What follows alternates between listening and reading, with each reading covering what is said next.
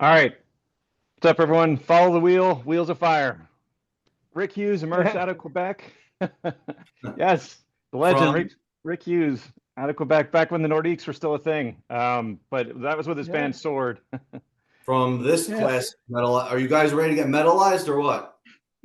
Because here it is, right? Yeah, absolute Yeah, classic. Yeah. What a great album, right, guys? Oh yeah, absolute classic. Yeah, Yeah. we're going to talk about that on before we're done here. But yeah. But we want to definitely want to talk about the new release. So Rick, it's kind of almost like a meet the new boss, same as the old boss kind of thing, right? You got a new solo album, Redemption, coming out on October 24th of 2025. Let me, Through Deko Entertainment. So go to Deko Entertainment, guys. They're putting it out. right, yes, thank you. Yeah, so I'm Jack Mangan from Metal Asylum and Support Life and Music and Metal Hall of Fame, and then over there my cohort Rich Catino. I'll let Right. him introduce himself. You know him from Brave From Words Metal Asylum, Brave Words, the Metal Hall of Fame. and then cool. And then Rich, why don't you introduce our esteemed guest here? Yes, we have Rick Hughes from the band Sword, who's got his new solo album coming out. So we're going to talk about that and who he's working with and, the game plan for the rest of the year. Right, Rick? that's awesome. All right. All right, Let's rock. go ahead, Rich. Why don't you kick us off? All right. You want me to kick it off? Yeah. All right. So you guys already released a video. You did a cover of the Who's the Real Me. So the music video, it's a combination of, it's like a studio green screen performance with added graphics later. Is that how you guys did it? Tell us about the video and how it was made. Well, we were looking for a place in near Los Angeles, so everybody it would be easy for everybody to be in the same room at the same time. Mhm. And we came across this place called Castle Studios down in Burbank. They have a 360 green room, Oh, so cool. it's a 3D technology. It's state of the art. Mhm. So we had the best players in the world, so we needed a state of the art. Right. Yeah. So Okay, so that was like live performance in that studio with the 360, I guess, camera technology, so you can go all around you guys and stuff. well, it's the room that's 360. So you're right in the middle, and they film like this, so it looks like it looks Yeah, like you're there, you know. But we yeah, were there, and we were there together, and that was quite a thrill for me. that's awesome. Looked like you were having a great time. The video just, it looks like Yeah, everyone's having a great time. Everybody was smiling from the get-go. I mean, these guys that they played on the album, but they hadn't been together like mhm. in a mode like you're on stage and playing in front of a crowd for 36 years. Is that it? 36 years since they Maybe since so Seville. it showed that they kept in touch because they kept talking about stuff, and I would be like a Mhm. fly on the wall sometimes they were so great to me. Sometimes they would go, "Come, Rick, come here," and I joined the conversation, but I didn't want to. I didn't want to impose because I was like the new kid in town. Uh, Wow. so when For you're those, looking at Some the say video, some say I'm the new sheriff in town, but I feel more you've been like the around, new you've kid been in around as town. long as those guys, though. Come again? You've been around almost as long as those guys on the scene.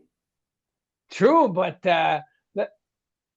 I'm this kid. I was this kid from Montreal. Here we're French speaking, so that's what people will hear with Mhm. my accent. It's the French accent.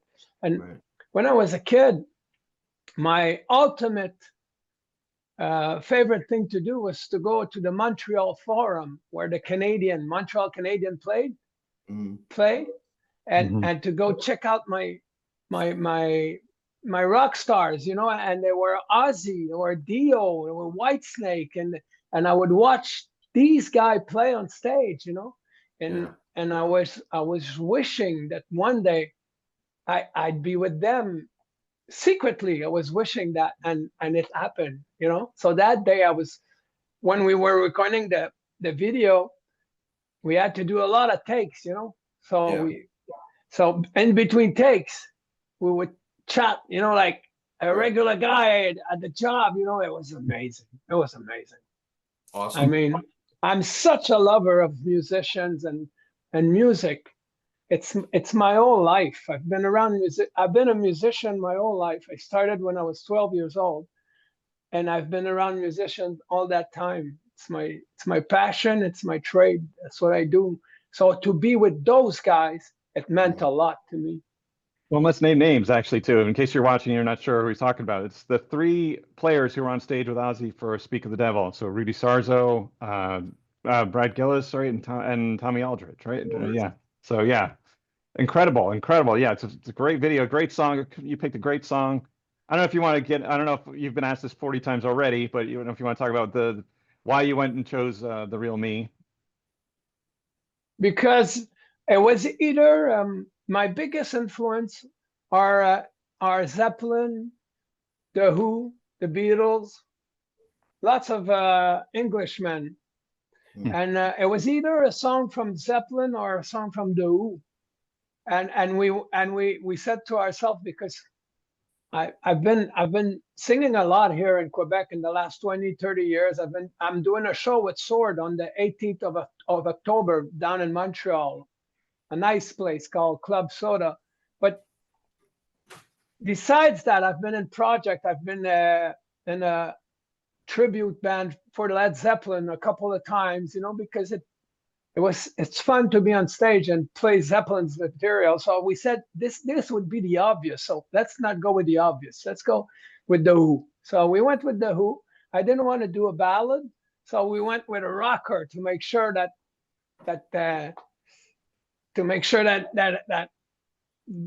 I'm there at the right place, you know, with the song. So the Real Me, I knew the concept of the album would be redemption.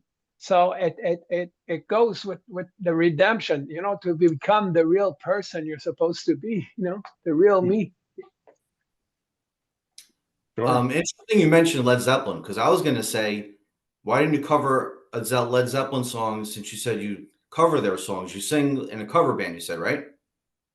Well, not that I sing in a cover band, but like I got a bunch of friends who are like me, big fans of Led Zeppelin, professional musician.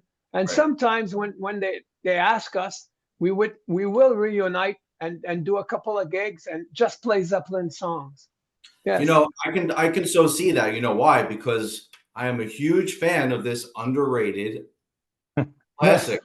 That Saints and Sinners record is so cool. And your tone and your voice, I could totally hear you singing Robert Plant. Thanks. That's all I need to. Thank you. I love Robert. Guys, if you don't know this record, check it out. Saints and Sinners. What was it? 1992. Yeah, 1992. And that's when I had the pleasure. What's that? Go ahead. That's when I had the pleasure to work with Aldo Nova. John Bon Jovi co-wrote a song on this album. It was quite a venture. We played Japan. We opened for Bon Jovi on this tour. Oh, really? Cool. I didn't know that. Where'd you open up for those guys? It was Keep the Faith tour. Remember that? Yeah. Yep. That's a great album. Keep the Faith is a great John Bon Jovi album. Bon Jovi, I meant. And this is killer, guys. If you like bands that are like Skid Row, Love Hate, Dirty Looks, like that kind of, you know, the harder, little edgier sound of the 80s hard rock in the early 90s, get the Saints and Sinners record. It's awesome. Yeah. It's hard to find, though. How about a reissue while we're talking about it? Can you get a reissue? Yeah, going? Well, you know what? People are listening to our Zoom thing that we're doing here and there. So probably somebody's going to go, oh, yeah, I should do it, because somebody owns the right to that. Oh, okay. What label did it come out on, if you don't mind me asking? Come again? What was the label? Because it says here Aquarius Records. Is that the label? Yeah, Aquarius Record was the label for Sword. And after 2 albums with Sword, the well was a bit dry. You know, it was hard to get the guys in the and the rehearsal halls to write new songs. So I kind of went with a side project, Okay. which were Okay. signed both with Aquarius Record here in Montreal. Okay. Yeah. And then we later teamed on with the Savage Record, which was a New York company. So Okay. that's how we toured the US, because we were with Savage down in New York. Nice. Well, somebody has power. Somebody can pull the strings. Aldo Nova, if you're watching, or John Bon Jovi, if you're watching, you guys have power. You guys can get this album back out into Let's put it circulation. back out there. Yeah. So back to what you're doing. Go ahead. Yes, back to redemption. Yeah. Go ahead, Yeah. Rich. Okay. So, well, that was my question, Jack. So you go ahead with yours. All right. Yeah. Well, Rick. Well, actually, I want to ask one more question about the Speak of the Devil guys. When you did this stuff, did you do the recordings, the video and the song recording? Did you do that prior to Ozzy passing, or was that afterwards? And how did that come up? Did you guys talk about that? Way before. Okay. Way before. Yeah. I've been working on this album for 2 years. The recording occurred in early last year, and we shot the video at the end of last year, like in November or December. My memory corrects. Yeah, I think it's November of 2024. So it's been a while since it's been shot, but that's the way we want it. We wanted everything to be ready before we release the video. So now everything's ready. All right. Well, and then let me tail onto that. So you have an amazing array of guest stars on the album, guest performers. I mean, Robbie Krieger. I'll let you talk about it. Who are these? Tell us about some of the great guest stars you had appear on Redemption. Yes, we have Robbie Krieger's from The Doors, personal hero of mine. I was a big fan of The Doors when I was 14, 15 years old. I became a man listening to The Doors. The Lizard King taught me some spiritual stuff back then. I was only 15, but I could hear what he was saying. So we have Robbie Krieger, John Webster, who's producing the album. He's also a great keyboard player, arranger. We have Amy Keys. She's doing back vocals for all the best in the world, and she was doing back vocals for one of my French idols. His name is Johnny Hallyday. Maybe you heard of him. He's like the French Elvis, and he died a couple of years ago. So I have the honor to do a song that was written for him and Amy. It was presented to me, so I accepted to do the song. It was written by Jerry Stober, a guy from Los Angeles, originally from Montreal, but now he's in Los Angeles. So I'm singing that with Amy Keys. Who else plays on the album? We got Randall Stowe. He's an amazing drummer. Tony Marriott. They're the two of them together. They're like the rhythm section that you really want for your band. Sean Kelly played with Coney Hatch, Lee Aaron, a bunch of Canadian acts here. He's really a really good player too. Yeah. So yeah, we have the big names like Robbie Krieger, Brad Gillis, Tommy Aldridge, Rudy Sarzo, and we have those names too that are so talented. So, and we have a young prodigy from Quebec that maybe you heard of, Jacob de Raps. Does that name ring a bell? No. You guys should look him up. He's really good. Some magazine in Japan compare him to Van Halen, to Eddie Van Halen. His playing is so solid. He's from Quebec, very young, 27 years old. He's already released 2 albums. It's pure rock and roll, and he sings it too, and he's really good. What song does he play on? Can you tell us what song he's on? Well, just look him up, Jacob de Raps, DERAPS, de Raps. Okay. And like I said, he's got 2 albums out, and it's pure rock and roll. Well, I mean, and he plays the guitar and he sings, and he's an amazing player. I mean, on your solo album, Redemption, what song is he on? He's on two songs. He plays the solo on Someday. Okay. That's the song I co-wrote with Bon Jovi and Aldo Nova. Okay. And on one of the French songs, the last one of the album called Ça va brasser, Cool. which means it's in French, ça va brasser. Do you know, guys, what that means? I Ça va don't. brasser? No. It means it's about to get loud. Nice. Nice. It's about to explode. It's about something's about to happen. That's what it means. So I would assume that's a good rocker then, right? Oh yeah, good rockers, and it's not a metal album. I leave the metal to Sword. Okay. It's not a hard rock album. I leave the hard rock to Saints and Sinners. It's a Okay. Rick Hughes album. Mhm. I'm a lover of music. I'm a lover of mostly rock music. So if you say rock music, then you're talking about a genre that's got plenty of colors, you know. You got hard rock, the songs that Brad Gillis wrote for the album. He wrote 2 songs along with David Sykes, who was playing for Boston for a couple of years. Okay. There are a couple of songs that these guys, well, at least Brad Gillis wrote 2 songs. They're hard rock. One of them is I don't know if you guys had the link to listen to the album. Not yet. But No, not yet. Okay.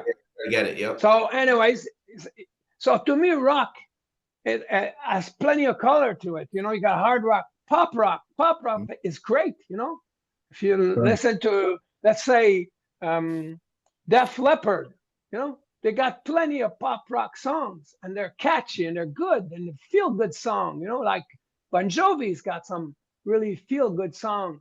I'm that kind of guy. I like to feel good. That's great. That's So great. I tried to bring that to my artistry. All right.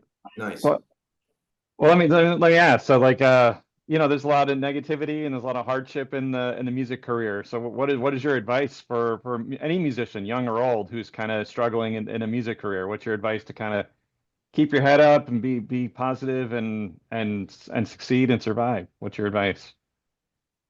My advice is to always remember that if things seems difficult, then it's normal.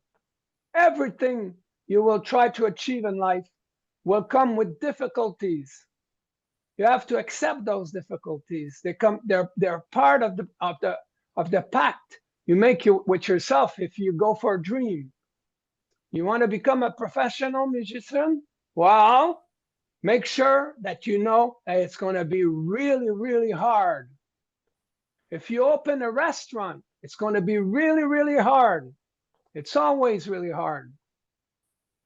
So that's my advice, you know. Nothing comes easy. Nothing.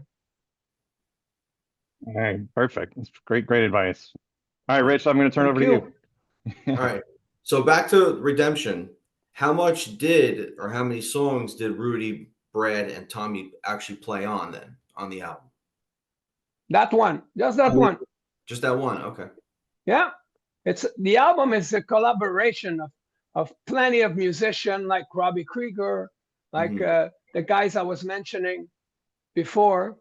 So it's on every song. John Webster, my manager, my producer, and I said, okay, for this song we need this guy, we need this guy, this guy. For this song we need this.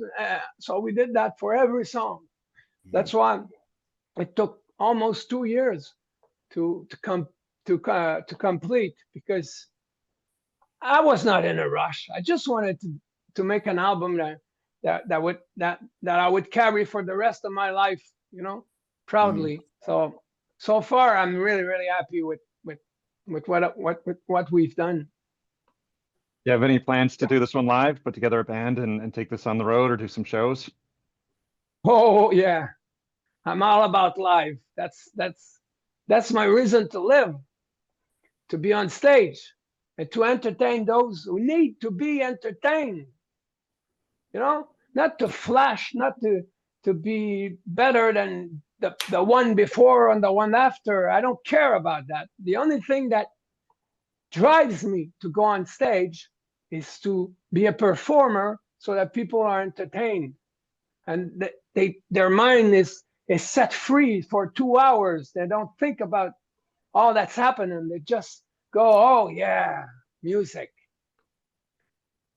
Yeah, it's so important. That's great. That's such a great cause because you're right. Some people go up there for the wrong reasons. You're totally right, and so it's great. That's a perfect reason to want to perform. And and I guess you feel it too, right? You feel the same joy that you're seeing in the crowd when you're performing. Listen, I started when I was a teen by picking up a guitar and learning a few chords that I'd play to my mom. My mom was a big fan of music and she'd go, oh, you're quite good. So that was enough for me. Then I started to play for my friends.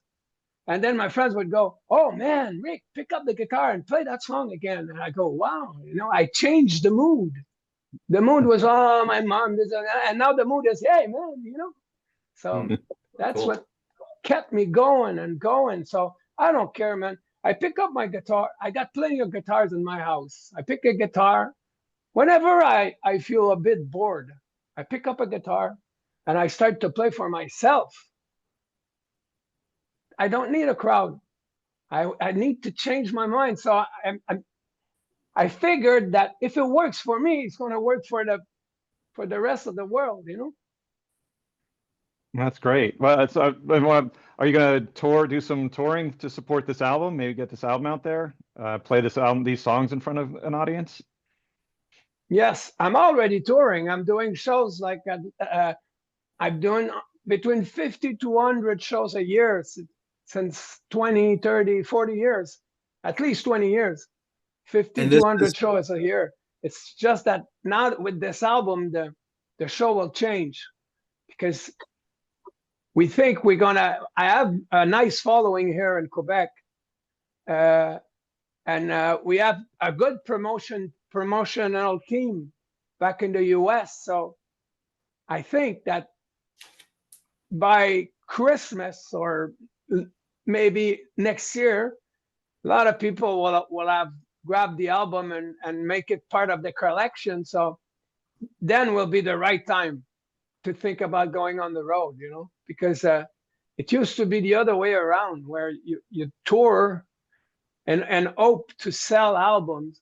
Now at least for me, now I record an album, I put it out, so the phone rings and people go, hey, I heard your album, it's good. Would you come and do a show on a rock and roll cruise somewhere? And now it's more like that than an actual tour, like we used to see back in the 80s and 90s, Yeah.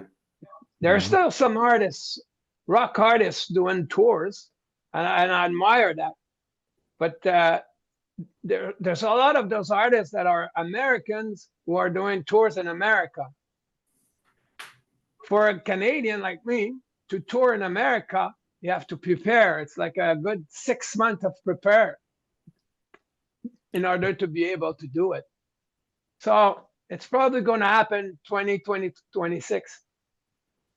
You mentioned cruises. Have you been offered to do any of the cruises, like the Monsters of Rock or anything like that, or maybe any of the European festivals for next summer?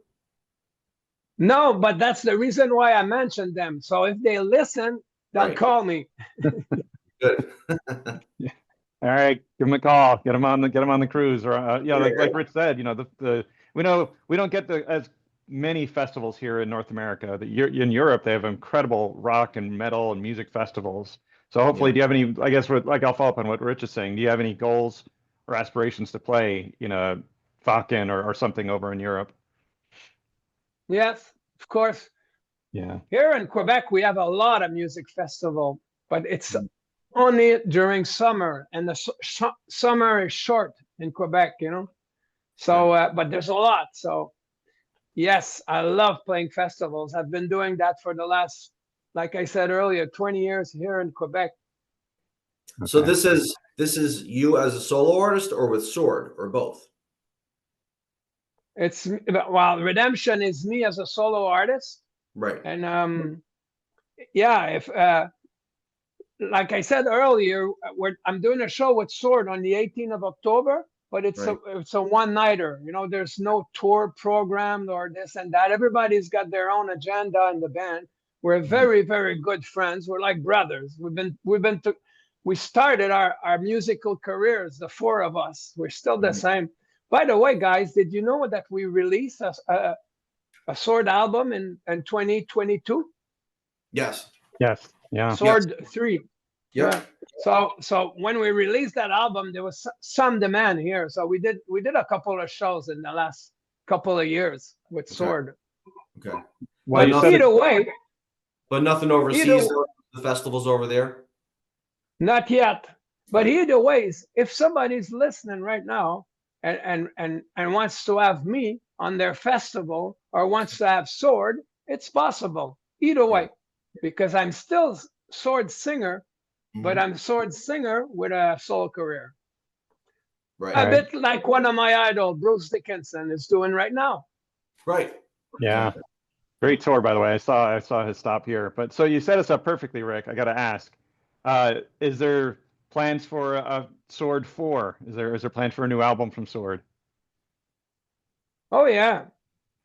Not that there's a plan, but it's more than a possibility, because like I said, we're good friends. The drummer is my brother, so and the two other members, Mike Plant and Mike LaRock, we talk to each other almost every day, if at least every week. Nice. So speaking of Redemption, and Sword, were any of the songs that are on your solo album meant to be on a Sword album? No, No. not at all. Like I said, I leave the metal to Sword. Right. And the hard rock to Saints and Sinners. This is like more of a classic rock album, pop rock album, feel good kind of song album. Okay. Than what I did previously.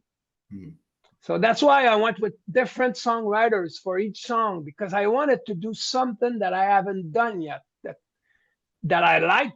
You know, that I love to listen to Elton John, to Johnny Cash.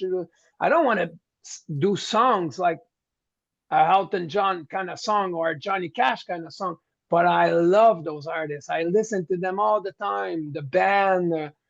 And so when I try to write a song for me, I come up with good ideas, but I wanted something more. So I told my manager, my producer, I says, let's go for songs. Give me some songs. Try to find. So I got lucky because I got some really, really, really good songs. Looking forward to hearing it. Yeah. Yeah, I gotta call out. I think it's awesome that as a French Canadian, that you have some songs in French on the album. Was that something that you insisted? You said there's got to be songs in English and in French. Talk to me about how that happened. Yeah, thanks for the question. I insisted, and I'm a very convincing kind of guy. I went seriously when I approach my team with an idea. I'm prepared. I know what I'm going to talk about, and yes, give me your feedback, but I'm prepared. So I just said to them, I said, listen, guys, we're going to do an album for the English market, because that my idols are all in English. I love to sing in English, but I have some very, very loyal followers here in Quebec, so I don't want them to feel left out. So let's at least put a couple of French songs, and if anything, it's going to put a little spice, you know, because it's like let's take Rammstein, you know, they sing in German, but we like it because the sound is different. We kind of understand some words just because of his meaning, the way he sings it. You know what I'm saying? Yeah. So it's going to do the same for my English friends, followers, fans that are waiting that album. When the French song's going to start, they'll be curious, and I'm sure they'll find it a bit exotic, you know, to have a rock song but singing in another language, which, by Yeah. the way, French resemble Italian a lot. Sometimes Mhm. I hear Italian and I understand it because there's some words that are really close. Mhm. Yep. All right, cool. All right, Rich, that was my question. You have any more? I know we'll look at the time, but go ahead, Rich. What's the next So- single then? What's the next single, and is it going to have a video attached to it? The next single is going to be a French song, Okay. and yes, there's going to be a video attached to it too. Yeah, I believe in videos. I remember not long ago when I told a couple of friends of mine that I was going to LA to shoot a video. They go, "What? A video? Why?" I says, "Why? Why?" He said, "There's no more MTV, much music." I says, "No, but there's social media. Yeah. So if you make a nice video and it spreads around, then your song is heard in Finland, in Yeah. Italy, in Greece, everywhere, because people share it. Yep. So Yeah. And it's a great, great, great medium. I think now we're there. If you have a good song, a good cast, that's the case for The Real Me. The cast is perfect. mhm. You have to do a video because I cannot explain to everybody who's listening to the song, oh, it sounds good, The Real Me. You like it? You like the drumming? Yeah. Does it sound familiar? You know? Oh, let me guess. Yeah. You know, maybe they'll guess it. Yeah. If you do a video, then there's no doubt about it. That's Tommy Aldridge drumming. Mhm. All right. Yep. Jack. So All we're right, well, probably going to do a video with Robbie Krieger playing it and the Oh, song. cool. We're aiming for that.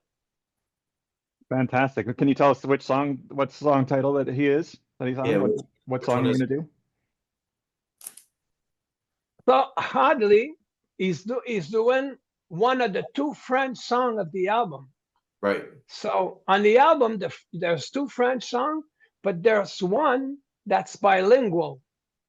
That's the one that I'm singing with Amy Keys. I sing a part in French, she sings a part in English.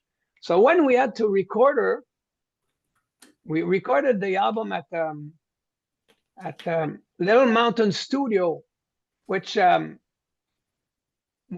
everybody recorded there. I mean, Aerosmith, AC/DC. So, but when it was time to record her part, she was in Los Angeles. So we were looking for a studio. We said, "Hey, let's go to the Doors studio, Robbie Krieger. They got all the band gear there, you know."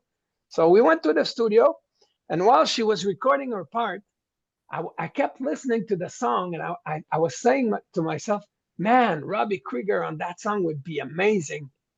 So I came up with the idea.